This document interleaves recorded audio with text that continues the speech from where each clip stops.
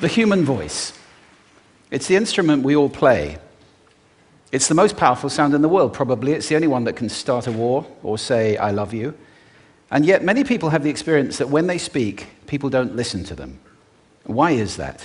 How can we speak powerfully to make change in the world? What I'd like to suggest, there are a number of habits that we need to move away from. I've assembled for your pleasure here 7 deadly sins of speaking. I'm not pretending this is an exhaustive list, but these 7, I think, are pretty large. Habits that we can all fall into.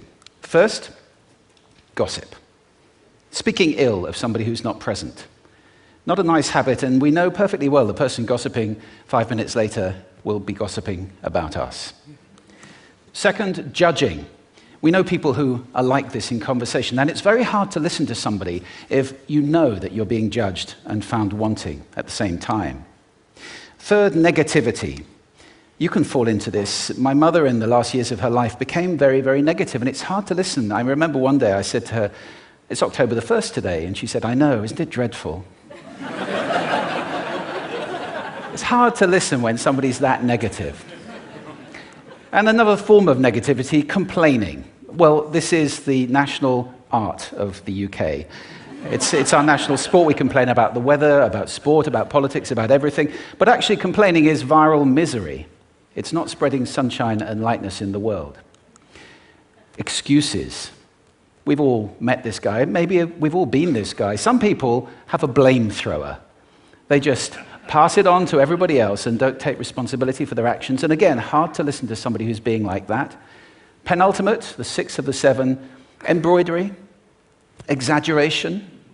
It demeans our language, actually, sometimes. For example, if I see something that really is awesome, what do I call it? And then, of course, this exaggeration becomes lying, out and out lying, and we don't want to listen to people we know are lying to us. And finally, dogmatism. The confusion of facts with opinions. When those two things get conflated, you're listening into the wind. You know, somebody is bombarding you with their opinions as if they were true. It's difficult to listen to that. So here they are, 7 deadly sins of speaking. These are things I think we need to avoid. But is there a positive way to think about this? Yes, there is. I'd like to suggest that there are 4 really powerful cornerstones, foundations, that we can stand on if we want our speech to be powerful and to make change in the world. Fortunately, these things spell a word. The word is hail, and it has a great definition as well. I'm not talking about the stuff that falls from the sky and hits you on the head. I'm talking about this definition, to greet or acclaim enthusiastically, which is, I think, how our words will be received if we stand on these 4 things. So what do they stand for? See if you can guess. The H, honesty, of course. Being true in what you say, being straight and clear. The A is authenticity, just being yourself.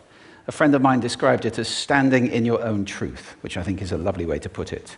The I is integrity, being your word, actually doing what you say, and being somebody people can trust. And the L is love. I don't mean romantic love, but I do mean wishing people well. For 2 reasons. First of all, I think absolute honesty may not be what we want. I mean, my goodness, you look ugly this morning. Perhaps that's not necessary. Tempered with love, of course, honesty is a great thing. But also, if you're really wishing somebody well, it's very hard to judge them at the same time. I'm not even sure you can do those 2 things simultaneously. So, hail. Also, now that's what you say, and it's like the old song, it is what you say, it's also the way that you say it. You have an amazing toolbox. This instrument is incredible, and yet this is a toolbox that very few people have ever opened.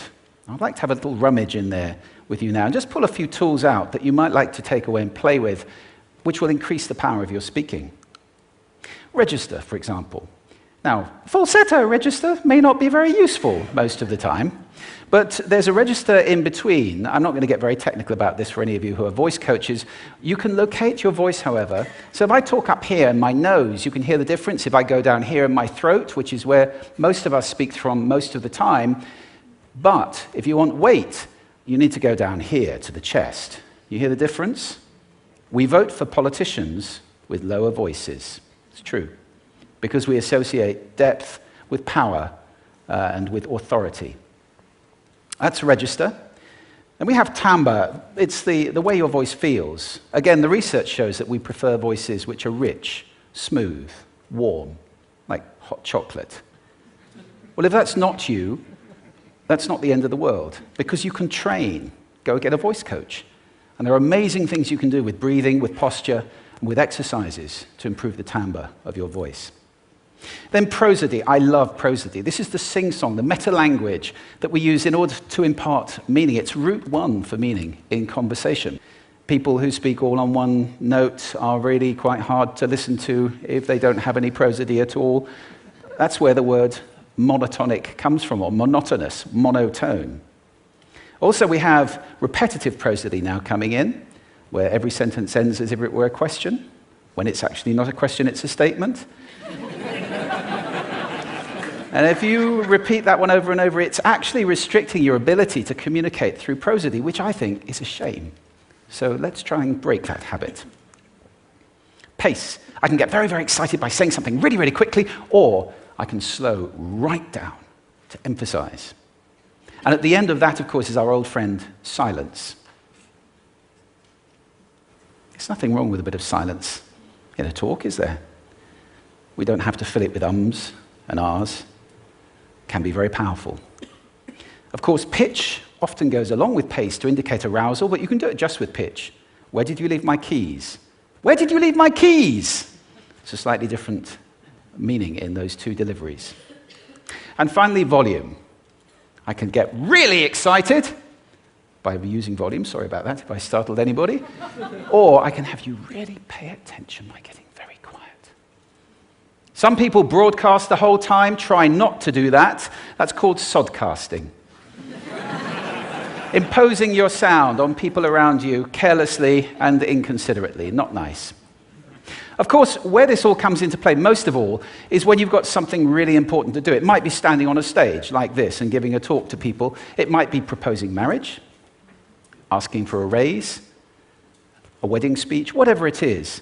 If it's really important, you owe it to yourself to look at this toolbox and the engine that it's going to work on. And no engine works well without being warmed up. Warm up your voice. Actually, let me show you how to do that. Would you all like to stand up for a moment? I'm going to show you the 6 vocal warm-up exercises that I do before every talk I ever do. Anytime you're going to talk to anybody important, do these. First, arms up. Deep breath in and sigh out. Like that. One more time. Very good. Now we're going to warm up our lips, and we're going to go bop, bop, bop, bop, bop, bop, bop, bop. Very good. And now, just like when you were a kid. Now your lips should be coming alive. We're going to do the tongue next with exaggerated la, la, la, la, la, la, la, la, la. Beautiful. You're getting really good at this. And then roll an R. That's like champagne for the tongue. Finally, and if I can only do one, the pros call this the siren. It's really good. It starts with we and goes to or. The we is high, the or is low. So you go wee, or, wee. Fantastic. Give yourselves a round of applause. Take a seat. Thank you. Next time you speak, do those in advance. Now, let me just put this in context to close. This is a serious point here. This is where we are now, right? We speak not very well into people who simply aren't listening in an environment that's all about noise and bad acoustics. I have talked about that on this stage in different phases. What would the world be like if we were speaking powerfully to people who are listening consciously in environments which were actually fit for purpose?